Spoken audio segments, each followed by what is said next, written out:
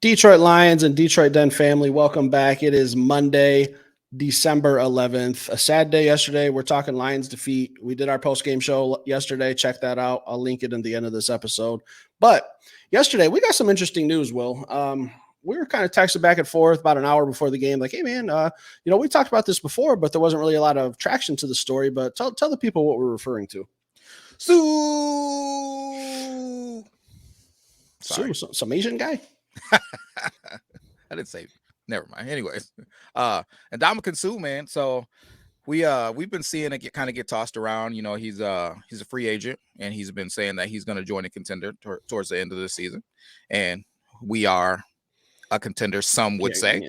Some put some cool. Some yeah. Some would say that. Contender. I don't know. Yeah, and this is his original home, so people are tossing it around that Ndamukong Suh, we want him here. I was under the thought process that maybe I wouldn't mind having him, but a lot of people said that Ndamukong Suh had zero interest in coming to Detroit. He wants nothing to do to Detroit or with that? Detroit.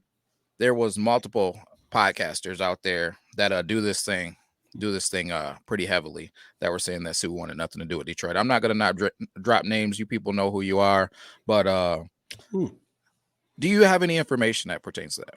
So it kind of came out after that whole, Ndamukong Suh is looking to sign with a contender.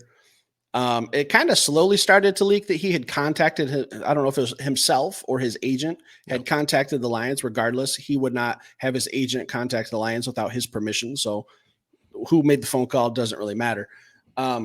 It kind of came out a little bit before we're actually talking about it because there wasn't a lot of traction. I thought it could have been some smoke, but I've seen some people that I trust on Twitter that have never steered me wrong, and I'm not going to name them either, but it's a handful that have said that Ndamukong Suh has reached out to the Detroit Lions about joining the team and coming home, homecoming, reunions, bygones be bygones, all that.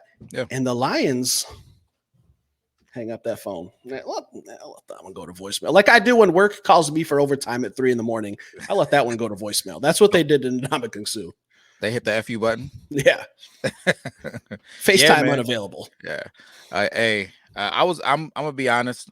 My first instinct was like, man, I'm a little surprised by that, us being in the situation that we're in. But the bottom line is this, man. I think that it boils down to kind of that Chase Young situation. They don't believe that he'll fit in the locker room with what we're trying to do. So, for whatever reason, kind of killed some of my dreams. I was hoping, and that we could have a reunion and kind of a nice little farewell story. Ndamukong comes in, he's productive for a season or two, rides off into the sunset, continues doing business because he has businesses in Detroit, doing businesses out here, and just does his thing, and maybe we have him on the podcast for a farewell goodbye.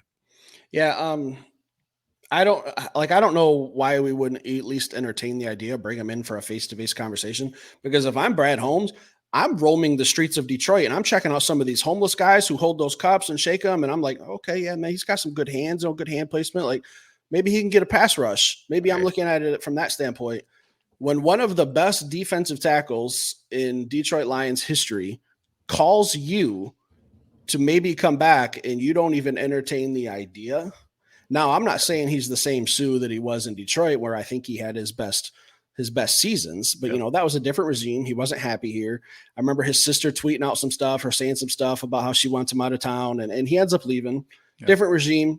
Let's wash our hands. I don't know why we didn't bring him in, Will, especially when I'm looking at this D-line who just lost to Lee McNeil. Yeah, we drafted Broderick Martin, who's as valuable as a mannequin in a toy store. And he was active yesterday. Yeah, active and didn't do anything. Signed Bruce Irvin, who had a decent game. Then we bench him. Like, I don't know why we wouldn't bring in Ndamukong Suh for a fair price and to do something. Yeah, 1-year deal. Not even a 1 year, 5-game deal. Yeah, that's what I'm saying. Like the rest of the season deal.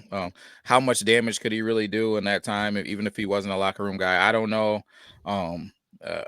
They've got a method to their madness, I'm assuming. So it is what it is. It's just it was kind of surprising, man, that they weren't entertaining it. So when Suh was here, he kind of had a reputation for being a little dirty. I mean, he had some stuff, I remember the stomp on the groin and the Matt Schaub incident and the Green Bay Packers offensive lineman. And Do you think that would? I don't think he's still that. I think he was young back then. I mean, we all make mistakes when we're young, right? I mean, everyone besides me. Gosh. Every episode I say I'm not gonna let him get that reaction out of me. You got me again. Anyways, yeah, man, we all do make mistakes, to include Steve, folks. Can only think of one. Yeah, but what, doing this podcast with me? Anyways, but yeah, man, we're young man, and he was kind of a wild man. But I think that if we brought him back, man, I can't foresee him being that guy that he was, man. But they just don't see enough there to risk it, I guess. So is this a fumble by Brad Holmes, or are you supportive of his decision? I think the only way you find out, man, is you see whatever team picks him up and you see if he's productive. Yeah, I'm just saying, like, our offensive, or not our offensive line, our defensive line is battered, beaten, broken. Just talked about Ali McNeil. Like, I think we could have brought him in, and I'm not saying he's going to go out in 5 games and get 3.5 sacks or anything like that, but I think he could at least be a plug. I think he could be at least a guy who's very good against the run, can, I'm trying to remember back to his days where he was dominant, man, and he would just push pockets back. I don't think we're going to get that anymore. Not to say that it couldn't happen, but I just don't see the harm at his age, and to bring him in as at least a mentor. I don't know. I don't know why we didn't. 20, 25 snaps, just stalemate the guy. I don't even need you to get a rush at this point. I need somebody that's just going to stalemate a guy. Yeah. Don't lose. So when Suh was here, were you like a huge fan of him, or what was your feelings toward him when he was here? I was kind of biased, man, because the Lions used to have a thing. I don't know if they still have it, but they would let so many people into Ford Field, and when you got there, the players were scattered all over the place, and you had to find guys to get signatures. So, I mentor a little bit, and I took a young man with me, and we went out there and we got some autographs together, and I gave him the footballs, and he took them home. That day we met Ndamukong Suh, and he was a very, very large, intimidating looking human. And I've been a fan ever since, because I just was like, man, if I'm not a fan and I run into him again, he might squash me like a bug. But was he as soft as a teddy bear? Did he have like a little gentle side to him, or what he was a nice guy, man, but he was very what's the word, stoic. He was very stoic. So he was like, no facial expressions.